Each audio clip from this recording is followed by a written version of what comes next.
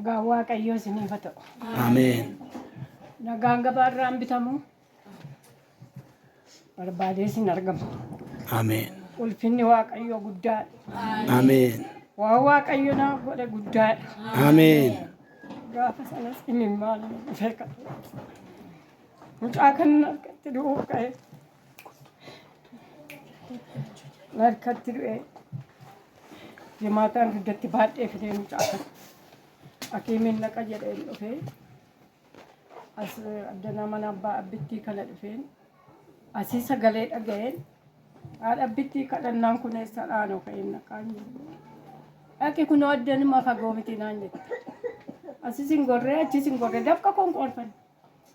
Fiigaan dhufee mucaa koo baadhadhe. Naa kadhatanii mucaa du'aadha. Waaqayyo du'aa kaasa. Waaqayyo guddaadha. Ameen. Amma jedhuga. Ameen. Waan jedhus bakkaan. Ameen. Mucaa kana naa kadhatanii mucaa midhaan lagatee 14 bule. Kan dhiigni isaa dhume. Falaxaa mukaan baadhee dhufe. Gaafa naa kadhatanii jedhani mucaan kun hin fayyaa. Dhugaa baatu mucaan kun immoo har'a galee midhaan nyaata naan jedhan. Ameen. Waaqayyoof haa galatu. Ameen. Galanni Waaqa guddaa kanaaf haa ta'u. Ameen. Mucaa koo fuudheen galee namummaa galgala kana galee midhaan naa nyaate yaa dhabbitti kannaan jedhan ennaan dhugaa baatii kana hin hafin lafatti fagoodha ittee hin hafin kottuu dhugaa bayii mucaan makee qabadhu kottuu naan jedhan.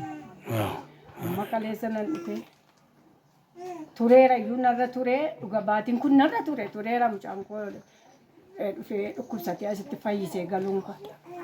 Asii anoo fuudhee asii dhaqee asii bulee dafinoosaa immoo fuudhee mana hakiimii dhaqee hakiimiin sana irratti mucaan koo naa fayyina argate fayyina karaa lamaatiin nan galee isaantu naaf kadhate.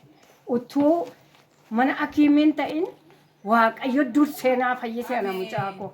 Ameen. Waaqayyoof galanna ta'u. Ameen. Dhufeen dhugaa ba'an jedhee.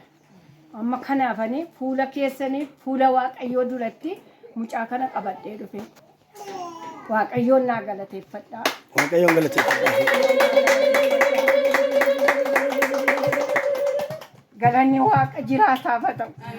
Yaa Waaqayyoon jedhe ati mucaa kana fayyimnaan ani fuula saba kee dura dhaabadheen dhugaa siif ba'an jedhe. Waaqayyoo mucaa koo baachise deemsisee naa fide gaafas baadheen dhufe.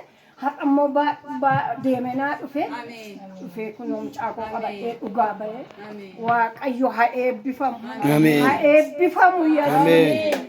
Waaqayyoon du'aa boollaa kaasee haa eebbifamu. Galanni guddaan immoo isaaf haa ta'u. Kanaaf Waaqayyoon naa galateeffadhaa.